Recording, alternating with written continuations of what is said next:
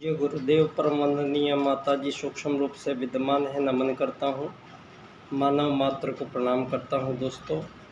और आदि शक्ति माँ गायत्री प्राणों की देवी, प्राण स्वरूप से जो बिजली की भांति प्रत्येक जीव में जीवन रूप से विद्यमान आदि शक्ति माँ गायत्री का वो प्राण जो समस्त चराचर जगत में संपूर्ण जीव जंतुओं का जीवन का हेतु है, वो प्राण, उस प्राण को हम नमन करते हैं जो पूरी कायनात को जीवन देता है।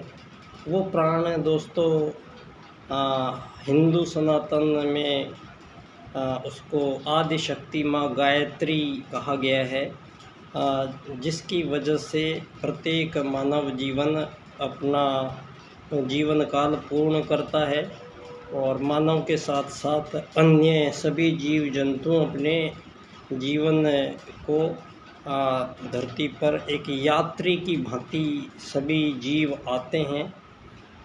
दोस्तों, यहाँ 84 लाख प्रकार के जो जीव शरीर हैं, ये सभी जीव शरीरों में परमात्मा का ही अंशज एक आत्मा निवास करता है। और ये आत्मा को आप देख नहीं सकते, ये सूक्ष्म है। और आदि शक्ति माँ गायत्री का प्राण वो भी बिजली की भांति है, उसको भी आप देख नहीं सकते। और परमात्मा जो सर्वव्यापक है, जो सर्वनियंता है, उसको भी हम देख नहीं सकते दोस्तों। तो यहाँ जो भी चराचर जगत में ये जो दृश्यमान जितने भी सब जीवन हैं, उन जीवन को जो कारण हैं, उन जीवनों को यहाँ धरती पर प्रत्यक्ष जो जीवन काट रहे हैं अपना, तो वो आदि शक्ति माँ गायत्री है दोस्तों। यहाँ हमें जीवन में ये पता चलता है कि हम जब यहाँ धरती पर आते हैं तो यहाँ अब धीरे धीरे पता लगता है, क्योंकि पहले छोटा बच्चा होता है मानव, तो एक कोरी किताब की तरह आता है दोस्तों। जो बच्चा अब जन्मा है, उस बच्चे को आप वो बिल्कुल कोरी किताब है, और उस बच्चे को आप हिंदी में बात करना सिखाओगे तो वो हिंदी में बात करेगा। आप अंग्रेजी में उसको बात करना सिखाओगे, वो अंग्रेजी सीख जाएगा। जो भी भाषा, जो भी खान पान आप उसको सिखाएंगे, वो सीख जाएगा। दोस्तों, छोटा सा बच्चा मानव का परमात्म सत्ता का आत्म तत्व उसमें निवास करता है, तो भी छोटा सा एक जब बच्चा पैदा होता है तो उसको ना आग का पता है, ना पानी का पता है दोस्तों। वो आग में उंगली डाल देता है तो जल जाती है, पानी में डूब जाता है तो किधर सड़क पे चला जाता है बच्चा, एक्सीडेंट हो जाता है। बच्चों को दोस्तों जिस समय उसको ये ज्ञान नहीं है ये पानी और इसका, लेकिन उसको जो मूल ज्ञान है वो उसका जीवन जीने के दौरान उसको सबसे पहले जो ज्ञान मानव खुद महसूस करता है, जो छोटा बच्चा है, तो परमात्मा ने सभी को एक प्रकार से ही संपूर्ण जीवन प्रक्रियाओं से बांधा गया है। दोस्तों, उस बच्चे को जब भूख लगती है तो भूख का एहसास, वो छोटा सा बच्चा होता है, बोल नहीं सकता है, समझ नहीं सकता है, लेकिन जैसे ही उसको भूख लगती है तो वो रोना शुरू कर देता है। ये रोने की ज़रूरत क्यों पड़ती है भूख लगने से? ये उस बच्चे को देख के रोने का संबंध भूख से, मतलब यहाँ उस बच्चे के लिए उसे तभी सबसे पहले उसको समझ आता है दुनिया में कि सबसे पहली जो मानव को धरती पर आने के बाद में सबसे ज़्यादा परेशान जो करती है वो है भूख। तो ये भूख क्या मानवों को ही लगती है? ये ऐसा सवाल, ये मानव को ही भूख लगती है, ऐसा नहीं है दोस्तों। यहाँ पर पहली बात तो ये है कि ये धरती जो इतनी सुपर नेचुरल तरीके से परमात्मा ने इसके निर्माण में अपनी संपूर्ण कारीगरी झोंक दी है एक प्रकार से। और एक यहाँ पर दोस्तों ये भी पता नहीं चल पा रहा है, आज मानव कहते हैं कि मानव जिंदा है, तो जिंदा है तो मतलब क्यों जिंदा है? वो भोजन करता है, उससे ऊर्जा मिलती है, उससे रस और रक्त बनता है, इसलिए जिंदा है दोस्तों। अगर भोजन की उसको पानी ना दिया जाए, भोजन ही भोजन दे दें और पानी उसका बंद कर दें, तो मानव फिर रोना शुरू करता है, फिर चिल्लाना शुरू करता है, फिर उसको पानी दिया जाता है, तो उसको लगता है कि खाने से नहीं पानी से ज़िंदा है। तो दोस्तों यहाँ पर जो धरती पे इतनी शक्तियाँ जो इस धरती माता को दी गई हैं कि इसकी मिट्टी की गज़ब क्या मिट्टी है कि इसमें आम का बीज डालोगे गुठली तो वो आम का पेड़ और मीठे आम लगेंगे, और वहीं पे उसके बराबर में नीम की बीज डाल दिया तो वहाँ पे कड़वा नीम हो जाएगा उसका। मिर्ची डालेंगे तो मिर्ची बहुत सारी मिर्ची आ जाएंगी। गन्ने बोएंगे तो मीठा हो जाएगा। तो दोस्तों यहाँ ये जो धरती में वो बीज अपना सर्वस्व अर्पण कर देता है, तो ये धरती माता को ये इतना महत्वपूर्ण अनुदान है जिस पर बहुत बड़ी रिसर्च करने की आवश्यकता है दोस्तों। यहाँ ये जितने भी ग्रह उपग्रह सूरज चाँद सितारे सारे जितने हमें दिखाई दे रहे हैं और जो दिखाई नहीं भी दे रहे हैं दोस्तों, प्रत्येक जो ग्रह नक्षत्र हैं प्रत्येक में एक गति है, प्रत्येक में गति चल रही है। अपनी अपनी धुरी पे सब अपनी इस पूरे ब्रह्मांड में सब अपनी धुरी पर घूम रहे हैं और अपनी धुरी को छोड़ते नहीं हैं और गतिमान हैं, रुक नहीं रहे हैं, वो चलायमान हैं। ये सृष्टि जो चल रही है ये दोस्तों इसका ये जब से प्रारंभ काल है ये तब से चल ही रही है। और यहाँ पर जीवन जो कई प्रकार के जीवन हो सकते हैं, यहाँ स्थूल सूक्ष्म और कारण शरीर से जो मानव आया है, 3 शरीर लेकर मानव आया है दोस्तों।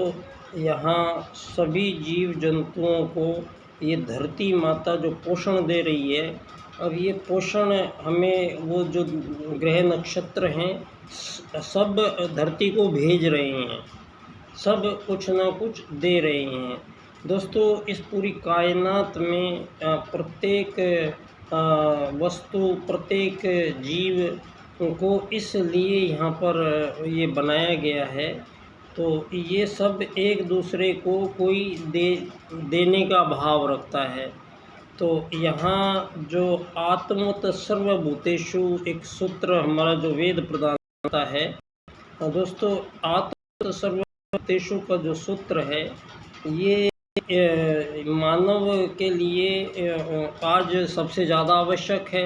और संपूर्ण जीवधारी जो मानव के अतिरिक्त धरती पर रहते हैं वो सभी जीव आत्मत सर्वभूतेषु के सूत्र के अनुसार ही अपने जीवन को यहाँ धरती पर एक यात्री की तरह बिता के जाते हैं दोस्तों। यहाँ एक बात स्पष्ट दिखाई दे रही है, प्रत्येक जीव में जन्म होता है, प्रत्येक का मरण होता है, प्रत्येक जीव को भूख प्यास लगती है, नींद आती है।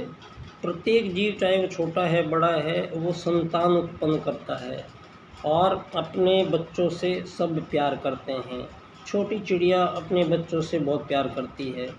ये प्यार जो है दोस्तों, ये प्यार एक संवेदनशीलता जो संपूर्ण प्राणियों में विद्यमान है दोस्तों। ये परमात्मा को भी प्रेम रूप से निरूपित किया जाता है और ये प्रेम दोस्तों, इस प्रेम की व्याख्या यहाँ पर बहुत तरीके से बहुत लोगों ने की होगी, लेकिन ये यहाँ पर इस शब्द का बहुत ही दुरुपयोग हुआ है दुनिया में। और ये कुछ भौतिक इंद्रियों की पिपासा को शांत करना आज प्रेम जो कहलाता है। दोस्तों, ये मानव का जो जिसको आज प्रेम कहते हैं, ये एक मानव की ये समझदारी नहीं है और मानव का ये अज्ञान है। और प्रेम में दोस्तों संवेदनशीलता होती है और प्रेम सब जीव जंतुओं में होता है। अपने बच्चों से सभी प्यार करते हैं, उनके लिए भोजन लाते हैं, उनके लिए घर का प्रबंध करते हैं।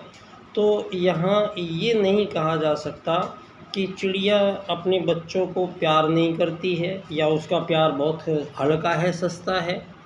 यहाँ आप मानव ये तय नहीं कर सकते कि ये जितने जीव जंतु हैं, ये जब अपने बच्चे इनके होते हैं तो ये अपने बच्चों से प्यार करें, तो ये इनका प्यार कोई मायने नहीं रखता है आज की दुनिया में। और ये मानव जाके और उनके बच्चों को पकड़ के उठा के और वहीं उसका वध करके और काट के खा जाता है। दोस्तों, आज सबसे पहला सवाल धरती पर यही है कि जब मानव जीवन सर्वोत्तम जीव धरती पर आया है और हमारे आदि पिता जो धरती पे हमारे पूर्वज हुए हैं, वो आए हैं धरती पर, तो तब से ही ये बात निरूपित की जा चुकी है कि मानव सर्वश्रेष्ठ जीव है।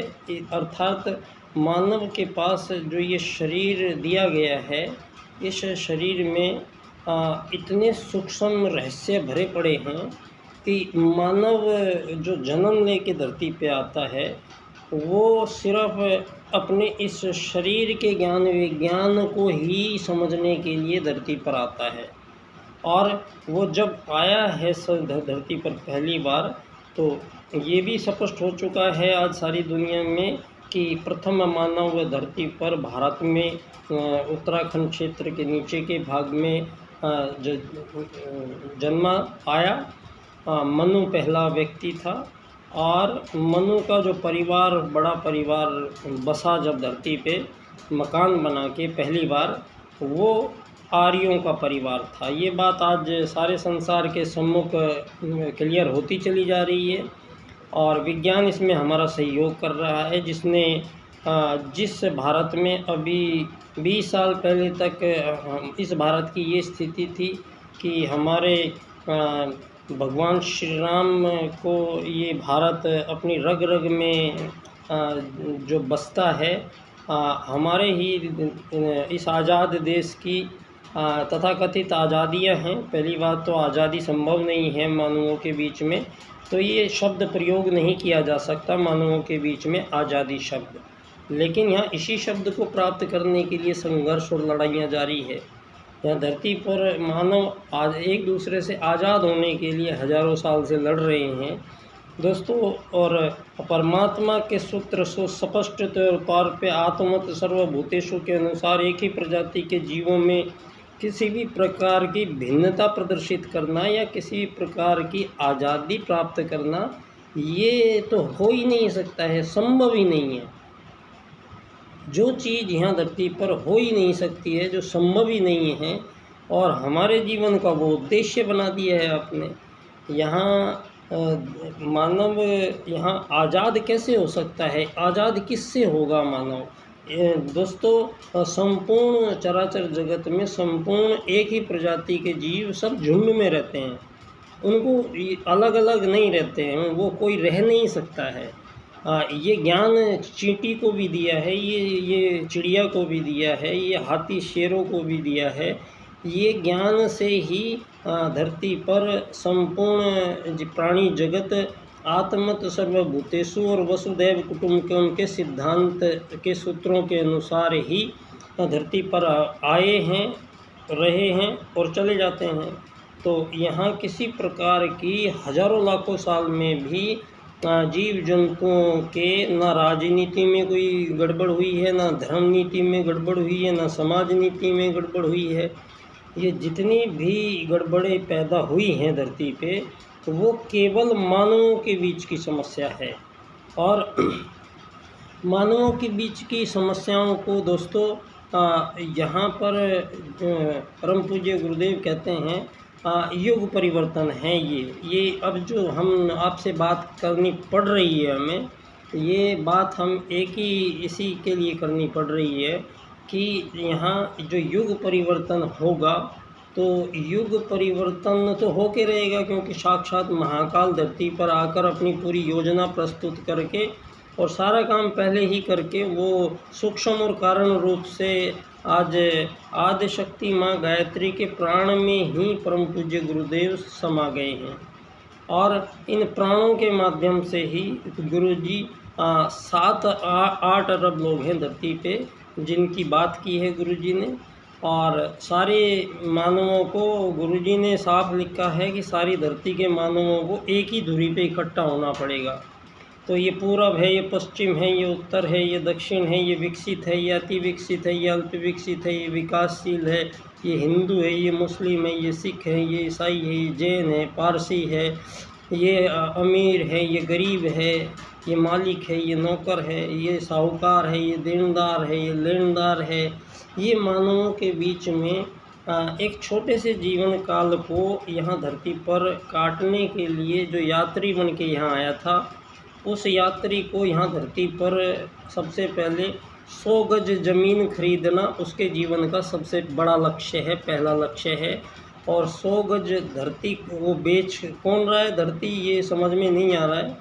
धरती को बेच कौन रहा है और धरती को खरीद कौन रहा है, जबकि किसी को यहाँ धरती पे मानव की जो हैसियत है वो केवल एक यात्री की हैसियत है, और मानव की नहीं, संपूर्ण जीवों की हैसियत एक यात्री से ज़्यादा कुछ नहीं है। और यहाँ पर जितने भी यात्री धरती पर मौजूद हैं जीवन में, उनमें से कोई ज़्यादा कम नहीं हो सकता है। आप उनमें से किसी को अमीर बना के यहाँ पे घुमा रखा है, किसी को गरीब बना के आपने तिल तिल मरने के लिए, तरसने के लिए मानव को परेशान किया है। और यहाँ ऐसे कृत्रिम व्यवस्थाएं मानवों को ने अपनाई हैं। ये दोष जो है, ये सारा दोष मानवों का है, और उन मानवों का है जो देवत्व को छोड़ के और असुर कहलाए हैं। जो दोस्तों यहाँ ये भी एक बात है कि मानव धरती पर जब आता है तो उसके साथ साथ आने के साथ ही मानव की जाने की तिथि निश्चित हो जाती है। तो यहाँ जितने भी सांस मानव यहाँ पर लेगा, उसके सांसों की गिनती की संख्या से सांस मिलते हैं। ये एक एक सांस बहुत कीमती मिलता है, और इस एक एक सांस को यहाँ धरती पर केवल और केवल मानव इसलिए आए थे धरती पर। सतयुग के माध्यम से ही बात स्पष्ट हो चुकी थी। मानव यहाँ हमारे श्रेष्ठ मानव आए हैं धरती पर। कोई मछली बंदर से इंसान नहीं बना है। ये जितना भी पश्चिम ने सारी दुनिया को आज ज्ञान विज्ञान बांटा है, इसको तुरंत सारे संसार से खारिज करने का समय आ गया है। और ये जो उल्टी पुल्टी बातें यहाँ पर मानवों को और सभी को जीना पड़ रहा है, यहाँ आपने ऐसी जीवन पद्धति मानव को दे दी है कि वो जो 1000 साल की उम्र लेके आया था सतयुग में, तो आप उसको छोटी करते करते करते करते आज अधिकतम जो औसत आयु है मानव की, वो अमेरिका में 74 साल है। और सारी दुनिया में उम्र जो है अधिकतम 74 से कम है। और सारी दुनिया में ढिंढोरा ये पीटा गया है कि मानव ने विकास किया है, मानव ने ये अंग्रेजी दवाइयों का जो प्रसार हुआ है, ये मानवों का और अन्य जीवों का सत्यानाश ये करने की विधियां हैं, ये जो मानवों द्वारा प्रचलित धरती पर की गई हैं। यहाँ कुछ ऐसी गलतियाँ मानवों ने कर दी है कि जिनको फिर दोहराते ही चले गए हैं। अगले जन्म में आए फिर वही चला, अगले जन्म में आए फिर वही चला। तो ये चलते चलते चलते चलते हमें ये तो पता लग गया है कि यहाँ धरती पर सनातन जो मानव आए थे धरती पर, वो बहुत श्रेष्ठ आए थे और वो भारत भूमि में ही आए थे और यहीं वो आर्य थे। और उन्हीं आर्यों में से जो लोग आर्य पद्धति को फॉलो नहीं किया, वो उनको अनार्य कहा, और वो जो फॉलो नहीं किया वो लोग देश निकाला दिया, भारत की सीमाओं से सुदूर धरती पर जाकर बसते रहे। और प्रकारांतर से आज सारे विश्व में वही जो अनार्य लोग हैं, असुर कहलाते हैं, जो सारे संसार में आज की परिस्थितियां ये है कि इनको 1000 साल से आज़ादियों की लड़ाइयाँ ये चल रही हैं और धरती पर ये 2000-2500 वर्षों की कहानी है। इसी में मानव जीवन का सारा ब्रेन वॉश किया गया और एक ऐसी मानव जाति यहाँ पर बना दी गई जिसका संघर्ष जीवन भर का रोटी कपड़ा और मकान, ये आवश्यकताएं हैं मानव की। और इन्हीं आवश्यकताओं को पूरा करना पहला काम है मानव का। जब छोटा सा बच्चा भूख लगती है तो रोता है, तो इसका मतलब परमात्मा ने उसको ये बताया है कि अब तुम्हें ज़रूरत है, कुछ चाहिए तुम्हें, तो तुम्हें वो एनर्जी ऑफ सोर्स कैसे मिलेगा, ये सबसे पहले निर्धारण किया गया है कि चिड़िया हमेशा दाना ही खाएगी, चिड़िया बादाम नहीं खाएगी। आप कह रहे हो एक चिड़िया 20 दाने खाएगी, इससे बढ़िया है आधा बादाम खा लेगी तो कैलोरीज मिल जाएगी। आपका वैज्ञानिक सिस्टम सही कहता है। यही हाल आपने मानवों के साथ किया है। आज सारे संसार में ये बी कॉम्प्लेक्स है, ये विटामिन्स हैं, ये न्यूट्रल्स हैं, ये इतने तरह के आपने ये रसायन बनाए हैं और इन रसायनों को मानवों को दिया जाता है, जिससे मानव ताकतवर बनेंगे, सेहतमंद बनेंगे।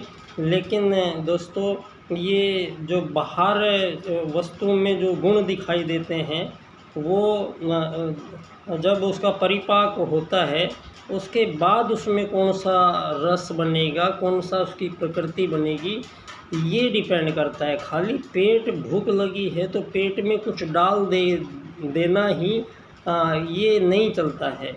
यहाँ प्रत्येक जीव जाति के लिए उस नियंता ने यही सोच विचार पूरा किया गया है।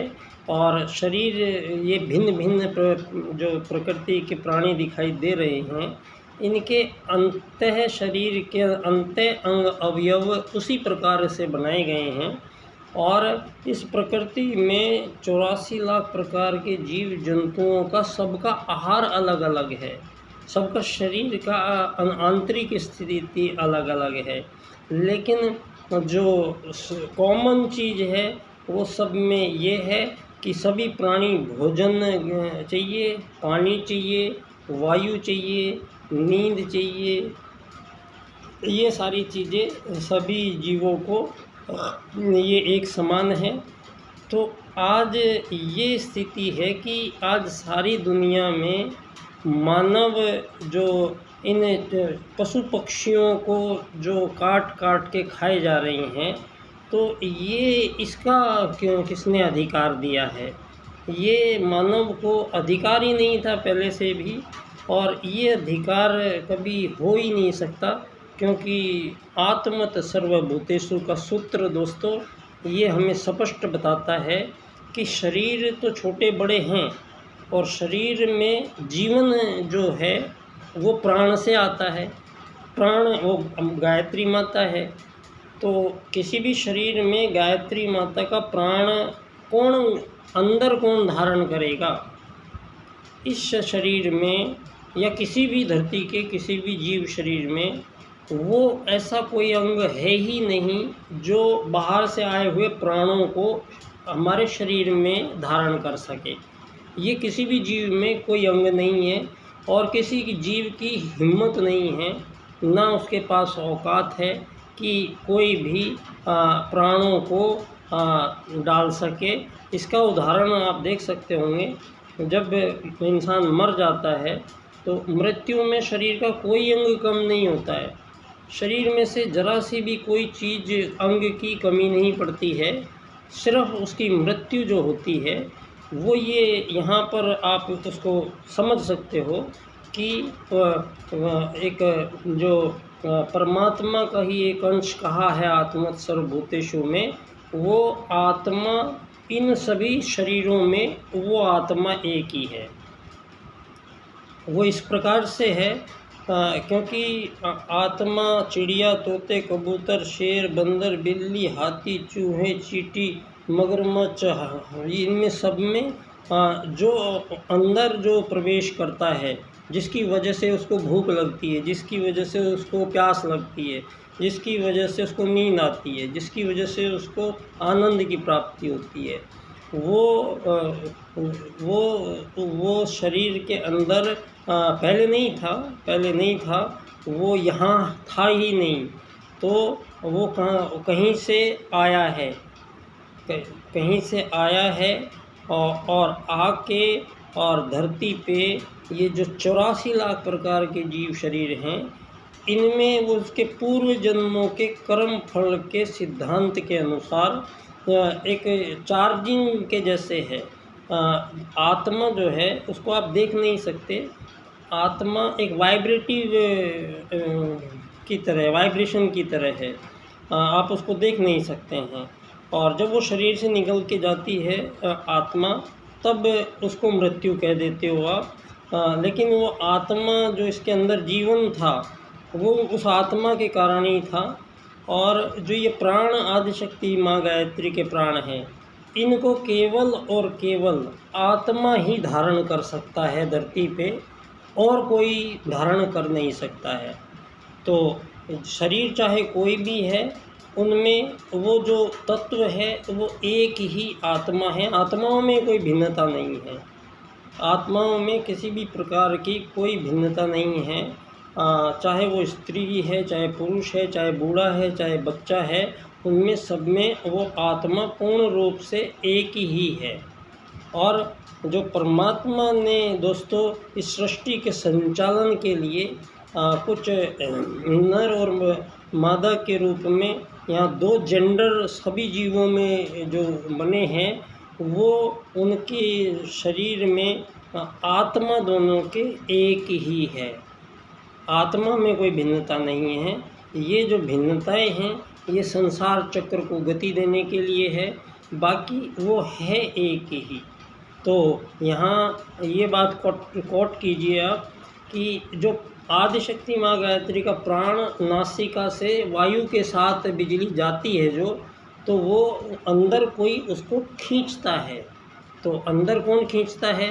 अंदर आत्मा जैसे ही शरीर में जाती है, और ये शरीर की आत्मा जो है आदिशक्ति माँ गायत्री के प्राण से जुड़ जाती है। तो ये आत्मा सूक्ष्म है, गायत्री सूक्ष्म है, तो प्राण आ रहे हैं और आत्मा धारण करती है प्राणों को। और ये जब आत्मा इसमें से निकल जाती है तो ये शरीर जो है ये मिट्टी बन जाता है। तो यहाँ ये बात स्पष्ट समझने की है कि मानव को कोई अधिकार नहीं है कि धरती पर वो किसी भी मानव का या किसी भी जीव जंतु का हानि पहुँचाए, कोई किसी से कंपटीशन करे, मुकाबला करे। मानवों के बीच आज जो ये प्रतिस्पर्धा जो चला रखी है, सारे मानव जीवन का उद्देश्य ही एक मानव दूसरे को हरा के आगे बढ़ने को आज विकास कहता है। एक मानव दूसरे मानव को जहर खिला खिला के, मिलावटी सामान बना बना के सारी दुनिया में खिलाया जा रहा है। ये जो लोभ और लालच है दोस्तों, ये लोभ और लालच को पैदा करने वाला जो इकाई है वो परमात्मा द्वारा निर्धारित नहीं है। यहाँ सारे संसार में जो ये धन, रुपया, पैसा, सोना, चांदी बना के और जो मानवों के बीच में ये व्यापार जो प्रारंभ हुए हैं, ये धरती का सबसे बड़ा षड्यंत्र हुआ है मानव की तरफ से। और इसको स्पष्ट करते हैं पंडित दीनदयाल उपाध्याय जी अर्थायाम के राजनीतिक सूत्र में।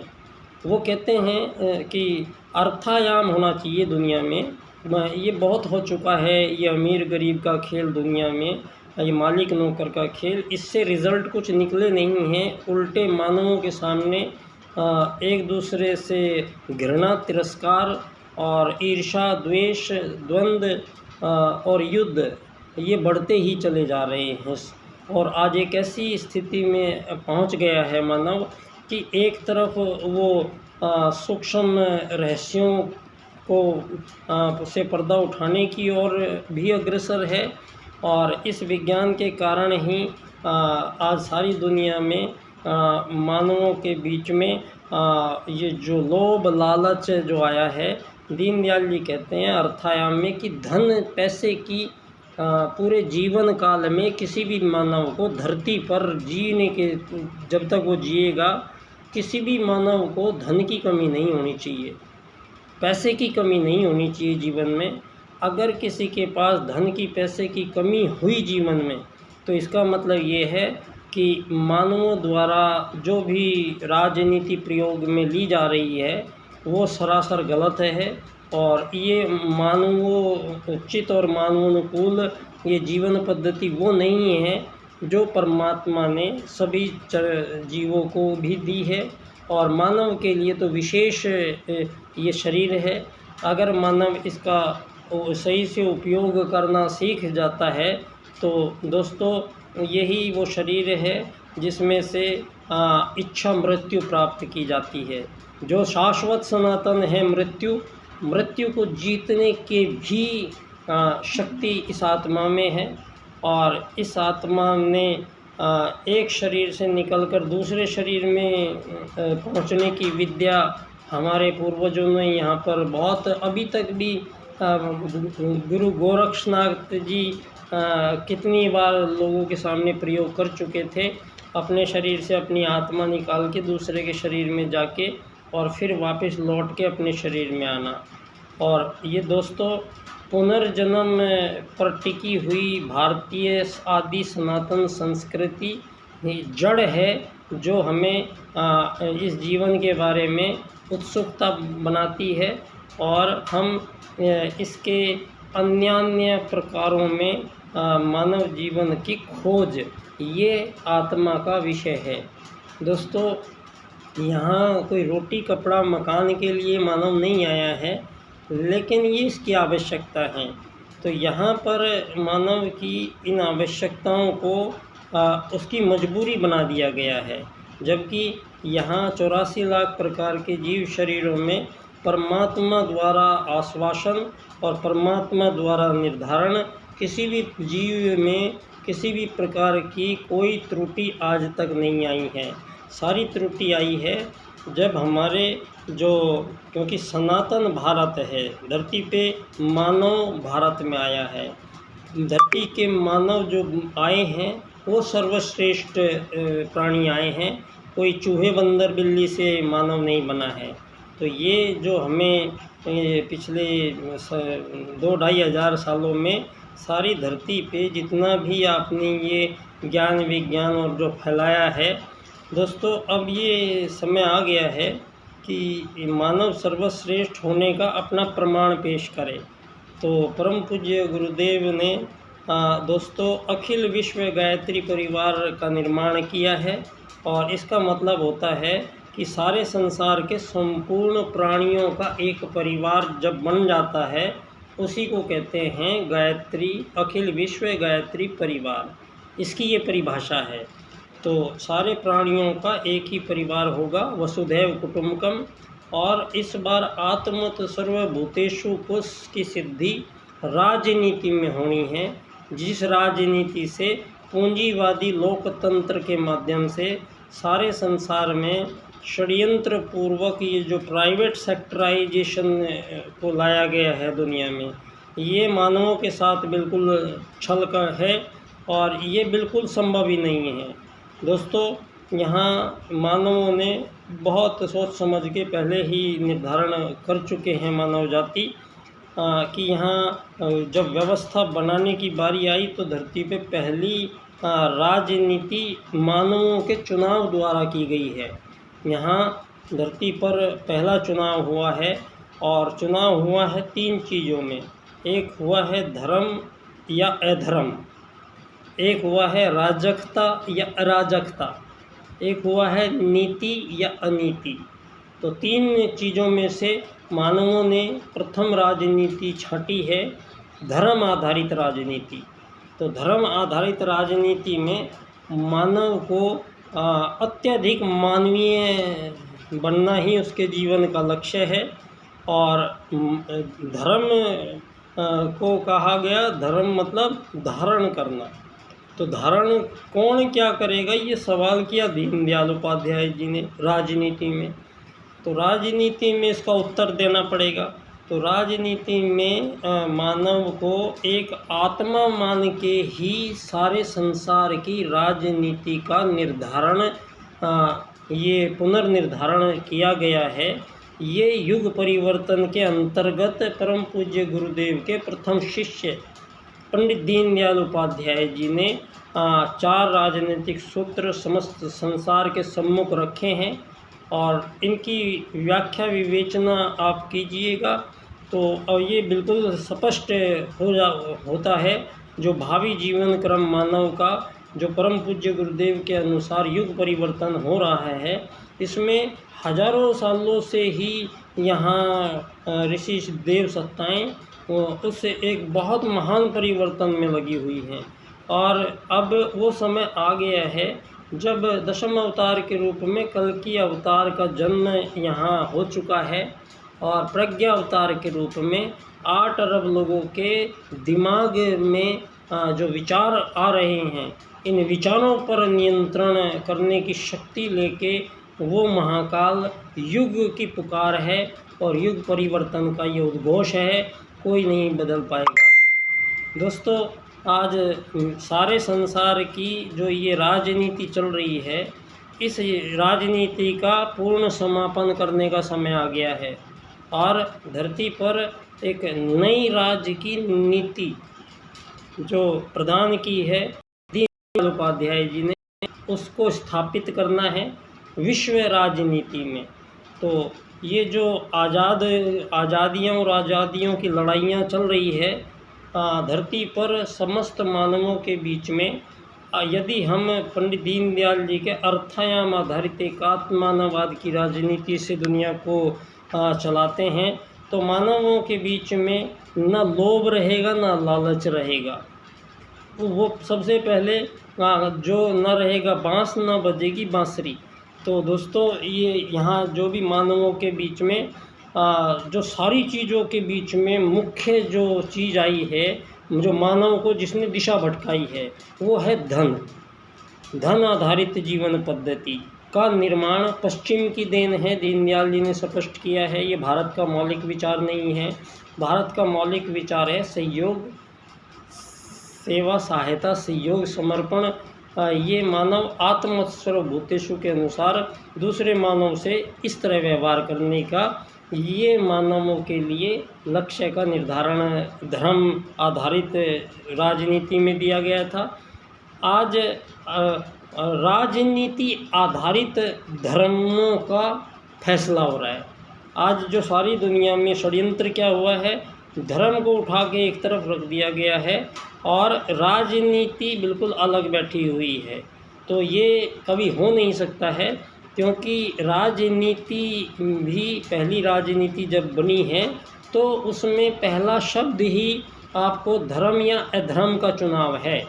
तो यहाँ ये धर्म या अधर्म का चुनाव है जिनमें से मानव को एक चुनना है।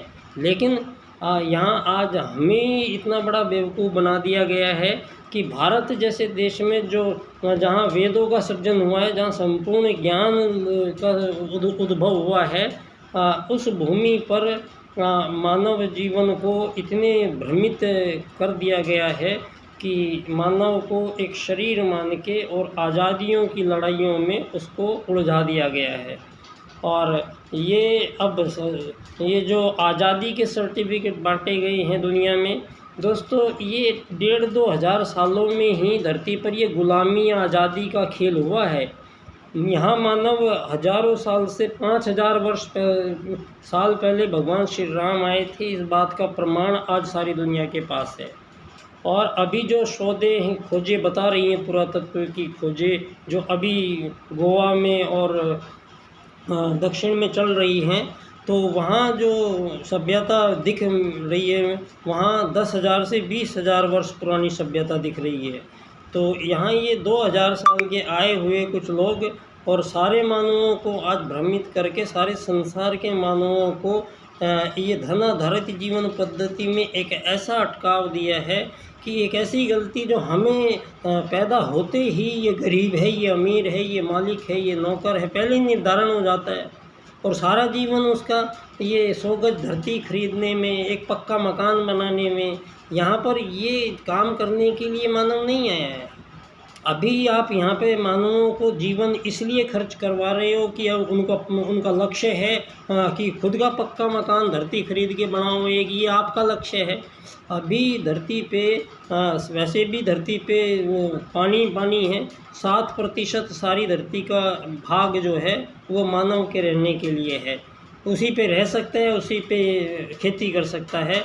तो 7% भाग में यहाँ जो भारत में ही देख लो आप, अभी हमारा भारत तो बहुत विस्तृत था, अभी का जो ये भारत है उसमें भी इन अंग्रेज़ों के आने के बाद में इन्होंने हमारे देश में से 5 देशों के टुकड़े कर दिए हैं और ये सबको 5 को आज़ाद कर दिया है। और नहीं काम आया तो हिंदू मुस्लिम में बंटवारा करके हमारी धरती पे सीमा रेखा खींच के और उधर हिंदू मुस्लिमों में उलझा रखा है। सारी दुनिया ये हिंदू मुस्लिम सिख ईसाई में उलझी हुई है। दोस्तों ये समापन काल है और ये युग परिवर्तन काल है, तो बदलेगा, यहाँ सब कुछ ही बदलेगा।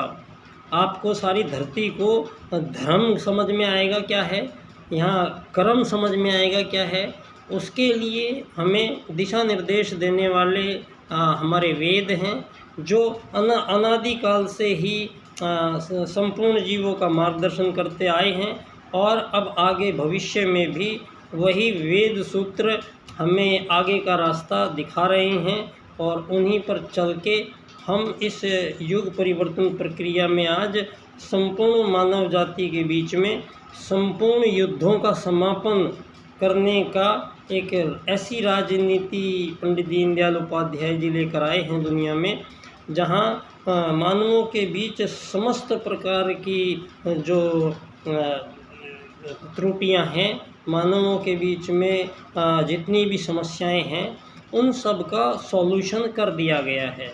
और एक ऐसी दुनिया है, न रहेगा बांस न बजेगी बांसुरी, मतलब धन की ज़रूरत नहीं पड़ेगी जीवन में। एक ऐसी जीवन क्रम का निर्माण हो रहा है इसमें कि ना तो मानव यहाँ धरती पे, क्योंकि वो थोड़े दिन के लिए आया है, तो आया है और चला जाएगा, तो उसको यात्री ही माना जाएगा। अब वही चलेगी बात, जो सही होगी और जो सही नहीं होगी वो बिल्कुल नहीं मानी जाएगी बात। अब धरती पर ये बात साबित होती है कि मानव धरती का केवल एक यात्री है, तो यात्री को मालिक नौकर अमीर गरीब नहीं बनाया जा सकता अब बिल्कुल भी।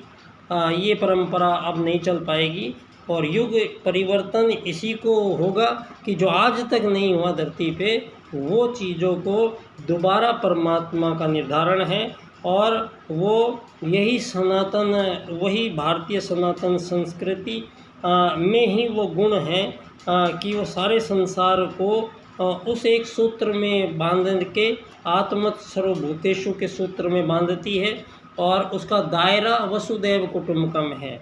यहाँ धरती पे मैं यहाँ रहता हूँ, आपने मुझे सीमा रेखा खींच के और मुझे दूसरी सीमा रेखा के पार जाने नहीं देते हैं, गोली मार देते हैं। और वहाँ पर जो भी प्राकृतिक पदार्थ अगर धरती पर कुछ आ गया है आपकी सीमा रेखा में, तो ये कौन सा जानवरों वाला नियम है कि आप जिसकी धरती पे जो आ गया वो उसका हो गया। ये मूर्खता वाली बातों से जो सिद्धांत चल रहा है, इसको हम कब तक मान्य करेंगे? हम मानेंगे क्यों इस चीज़ को? दोस्तों, यहाँ धरती पर मानव एक यात्री की हैसियत से आया है, और जो भी धरती पर जो भी प्राकृतिक पदार्थ है उन सब पर मानव का पूर्ण अधिकार है। और मानव का असली विकास वही आएगा, और धरती पर सतयुग की वापसी तो एक ही शर्त पे हो सकती है, जब मानवों के बीच में ये अमीर गरीब मालिक नौकर को खेल का समापन कर दिया जाए, और मानवों को यहाँ जो ये काम करने के लिए दिए गए हैं तो कभी हो नहीं सकते हैं। ना तो आज़ादी हो सकती है मानव की मानव से, और ना यहाँ पर मालिक नौकर अमीर गरीब बना जा सकता है। और यहाँ आपने मूल निवास प्रमाण पत्र काट के दे रखे हैं सारी दुनिया को, जबकि मूल निवासी मानव धरती का है नहीं है। तो मूल निवासी कैसे हो सकता है मानव धरती का? किसी का मूल निवास नहीं चलेगा। यहाँ सब यात्री हैं, यात्री की तरह आइए, यात्री की तरह रहिए और यात्री की तरह जाइए। ऐसी राजनीतिक व्यवस्था पंडित दीनदयाल उपाध्याय जी के 4 सूत्र हैं, जिनकी व्याख्या इस क्रम से अगर करोगे तो रास्ता मिलेगा। वो क्रम क्या है? आर्थिक लोकतंत्र शब्द यूज किया है पंडित दीनदयाल उपाध्याय जी ने, जिसमें वो कहते हैं आर्थिक लोकतंत्र में कि मानव 2 वरदान लेके पैदा हुआ है, संपूर्ण जीव 2 वरदान लेके पैदा हुए हैं। पहला, भोजन का अधिकार। तो यहाँ धरती पर कोई भी जीव भूखा नहीं मरेगा। इस धरती माता को परमात्मा का ऐसा वरदान है कि यहाँ जितने मर्जी जीव आ जाएं धरती पे, वो सबका भरण पोषण करेगी। ये चमत्कार है, ये धरती को वरदान है, और ये धरती का चमत्कार है कि कोई भी जीव भूखा नहीं रहेगा कभी भी। ये उसका आश्वासन है और संपूर्ण जीवों को है। इसीलिए ये छोटे छोटे से भी जीव हैं, इनको कभी किसी को भोजन के लिए रोते तड़पते चिल्लाते लड़ते झगड़ते नहीं देखा है, और इनको सहज ही सबको बिना धन के भोजन की प्राप्ति होती है। तो मानवों के लिए क्यों भाई यहाँ पे रोटी कपड़ा मकान पानी भी नहीं मिलेगा अगर आपके पास धन नहीं है? तो ऐसी राजनीतिक व्यवस्था यहाँ कृत्रिम रूप से धन बना दिया, और धन है तो सब कुछ है, नहीं तो नहीं है, ये नहीं चलेगा दोस्तों, ये नहीं चलेगा। और यहाँ पूर्ण युग परिवर्तन ये होके रहेगा, बिना पैसे की मतलब आवश्यकता नहीं पड़ेगी। इस प्रकार से जीवन क्रम का निर्धारण मानव जाति का किया गया है। जो 8 अरब लोग हैं उनको सबको एक इकाई एक आत्मा मानते हुए संपूर्ण संसार के वसुदैव कुटुंबकम की अवस्था में ये सारी सीमा रेखाएं हट जाएंगी, और धरती पे पहले ही आपने ये धर्मनिरपेक्षता एक शब्द है, इसको जड़ से ख़त्म करना ही सबसे ज़रूरी है, क्योंकि आप लोगों ने इसका शब्द का अर्थ ही नहीं जाना आज तक। मुझे बड़ा अफसोस हुआ, एक दिन बैठे मैंने इस पर थोड़ा सा चिंतन किया तो बात समझ में आई। मैंने कहा या तो मानव है या तो धर्म के सापेक्ष होगा या धर्म के निरपेक्ष होगा। तो यहाँ जो भारतीय लोग हैं वो धर्म आधारित जीवन पद्धति लेके आए थे, आपने उनको धर्म के सापेक्ष भी नहीं छोड़ा है, आपने उनको धर्म के निरपेक्ष बना दिया है।